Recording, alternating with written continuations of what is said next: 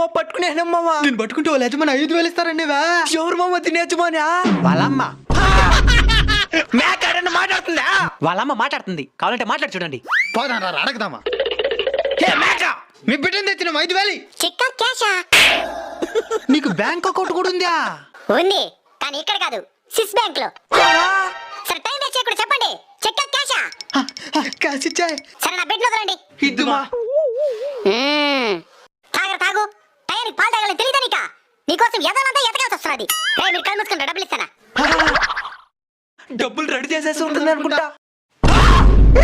దమ్ముంటే పట్టుకోర చిక్కవద్దు, పట్టుకుంటే ఇచ్చేస్తా నీకు దుడ్డు. పరిగెత్తరా నాయనా, ఓ పరిగెత్తా.